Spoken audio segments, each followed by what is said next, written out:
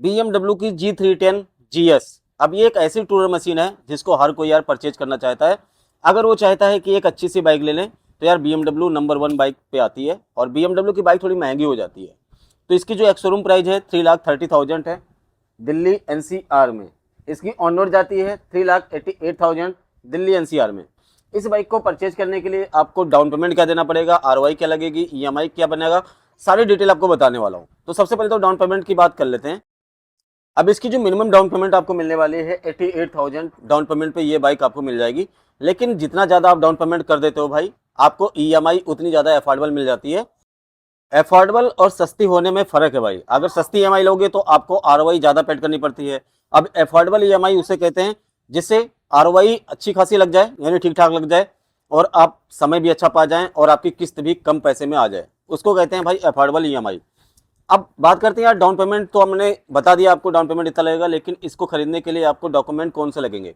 तो देखो, दो डॉक्यूमेंट आपको देने हैं, आधार कार्ड देना है, पैन कार्ड देना है, बैंक का पासबुक देना है, बैंक की करंट की स्टेटमेंट देनी है। इन केस किसी ऐसे चीज़ों में फंस जाती है आपका केस, जैसे कि आप रेंटेड पर्सन हो, आप कहीं बाहर के रहने वाले हो, तो हो सकता है आपको बिजली बिल वगैरह मांग लिया जाए। जो नेसेसरी डॉक्यूमेंट है वो 3 ही लगते हैं भाई, आधार, पैन एंड बैंक की पासबुक, और ATM लग सकता है बैंकिंग को इनेज करने में, जिससे जो EMI है आसानी से डेबिट हो जाए ऑटोमेटिक, उसके लिए। बाकी नेसेसरी डॉक्यूमेंट 3 डॉक्यूमेंट ही होते हैं।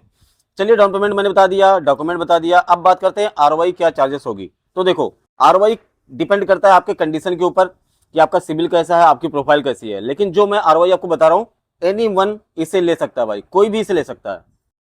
9.4% की ROI चार्ज होगी। अब 9.4% की ROI में आपको प्रॉब्लम ये नहीं होगी कि आपकी RC में फाइनेंस का नाम चढ़ेगा।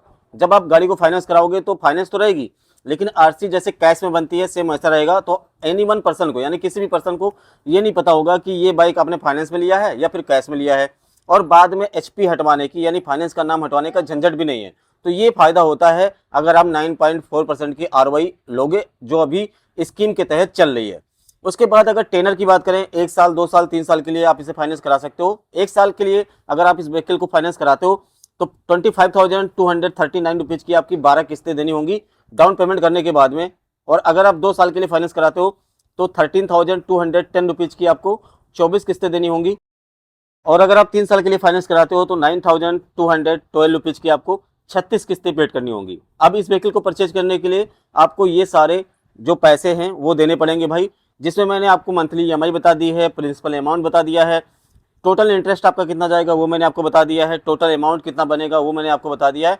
स्क्रीन पे ऑलरेडी विजुअल हो रहा है। अगर आप नहीं देख पा रहे होगे तो आप वीडियो को पॉज कर लो, आप आसानी से देख पाओगे। अब चलिए बात करते हैं यार कि सारी चीज़ें तो मैंने बता दी, लेकिन फाइल चार्जेस मैंने आपको बताया नहीं है। तो देखो, अगर आप BMW की कोई भी व्हीकल परचेज करते हो, 6,000 आपको फाइल चार्जेस के तौर पे देने हैं। तो जो आपका अमाउंट आएगा डाउन पेमेंट वो आएगा 88,000 प्लस 6,000, यानी टोटल 94,000 का आपका डाउन पेमेंट आएगा। अब फाइल चार्जेस 6,000 रुपये हो जाएंगे। यहाँ पे फाइल चार्जेस मैंने लोन अमाउंट में इंक्लूड नहीं किया, इसलिए नहीं किया क्योंकि लोन अमाउंट पे अगर फाइल चार्जेस को इंक्लूड करोगे तो भाई उस पर भी इंटरेस्ट आपको देना पड़ेगा, तो व्हीकल जो है और ज़्यादा महंगी पड़ जाएगी।